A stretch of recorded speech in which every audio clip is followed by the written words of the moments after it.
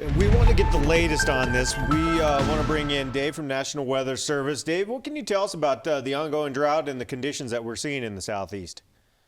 Well, it's obviously a very extreme situation. The drought conditions have built up over time with the lack of rainfall. A number of locations, especially across North Georgia, are seeing anywhere from like 10 to as much as 17 or 18 inches below normal rainfall since the beginning of the year. And over the last 60 days, there's about 20% of the area, especially up in the Chattahoochee National Forest, in North Georgia, that's anywhere from 8 to 12 inches below normal in rainfall.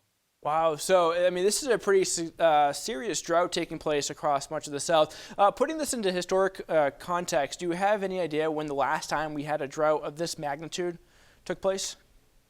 Well, we had drought conditions back in, I think, 2012, 2013, and 2007 was probably the last time I can remember in this region seeing this widespread extreme to exceptional drought conditions across the parts of like Alabama and Georgia. I was actually in North Alabama at that time.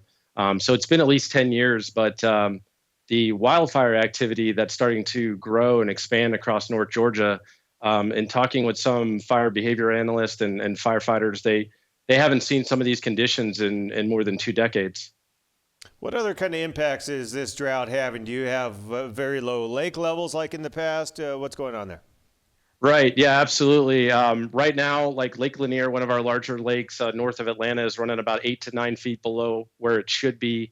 Several other lakes in North Georgia, smaller lakes, but still significant water supplies, things like that, are running anywhere from 10 to as much as 15 feet below where they should be. And the last question for you too is so we sometimes droughts are defined as a short-term drought, a long-term drought. How would you classify this one as? Well, it's definitely starting to get more into a longer term because of the deficits, the rainfall deficits we're starting to see expand over time as each day goes by. This is starting to become more of a longer term issue. In other words, if we get 2 to 3 inches of rain tomorrow, which unfortunately we're not going to see, we're still going to have drought conditions in some extreme areas across North Georgia. All right, Dave, we do appreciate the information. It's great stuff. Hopefully you guys can get some rain soon. I hope so too, guys.